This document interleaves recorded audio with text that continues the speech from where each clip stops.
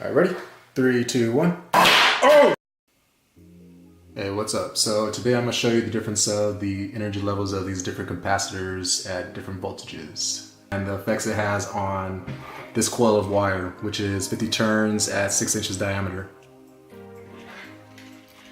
So I'm gonna be using this as my switch, which is pretty much my homemade high voltage, high current. It does a job. Oh, yeah, it works. And it's gonna be triggered by this push button. So this is my setup. Kind of threw it together. So the coil is hooked up to the switch, which is hooked up to the capacitors. And that's gonna be the charging circuit to charge up to 50 volts, and that's to verify that it's at 50 volts. So there we go, it's on, and it's at 50 volts, ready to go. So what I'm looking for is pretty much a reaction from this coil from the surge of current that goes through this. So 3, 2, 1. Wait, did it work? 3, 2, 1. Nah, seriously, did it work? 3, 2, 1. Yeah, it's doing something.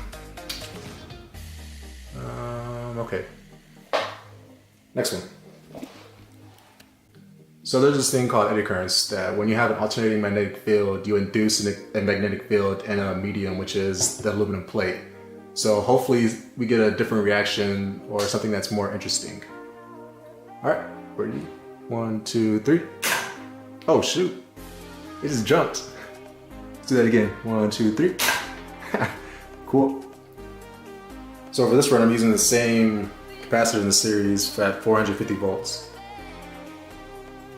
I'm using a beefier power supply for this one because I don't have anything else that could go to 450 volts, and this thing is capable of outputting pretty much 30,000. Yeah. So I'm going to watch this closely, and I'm just going to tap it to turn it on.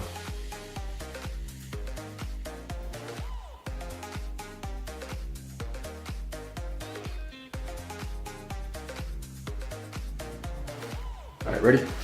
3, 2, 1. Nothing. And it discharged. So I'm going to do the same thing as last time and put an aluminum plate in there to see what kind of eddy currents I could get out of this. And let me charge this up.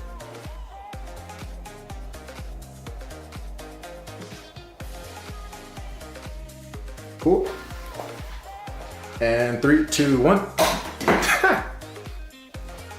All right, that was awesome. I just reset. I have to try that again.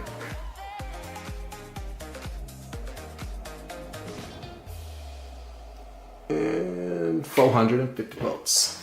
3, 2, 1. That's cool. This one is charged up to 3600 volts, which will have an energy output of 72 joules. So for monitoring this one, I'm gonna have to get one cell because this thing is not capable of going up to 3600 volts. So you're gonna see this thing charge up to 400 volts.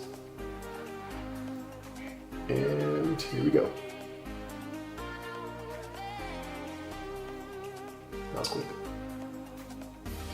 All right, 3, 2, 1. Nothing. Lame.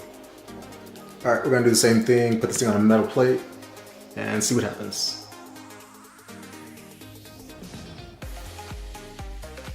All right, ready? 3, 2, 1. All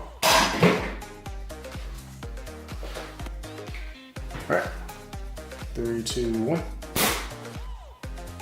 Nothing. All right, let's see what happens with the metal plate.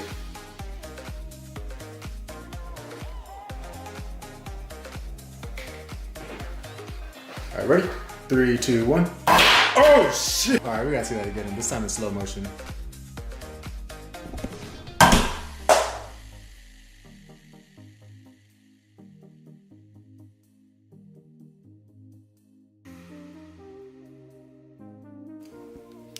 So we went through different capacitor banks with different voltages, different energy levels, and the effects on this coil. And apparently, having a lot of energy, had a lot of voltage, does a lot to this coil. On a metal plate anyways. Not by itself. None of these did anything by itself. Whatever. Thanks for watching.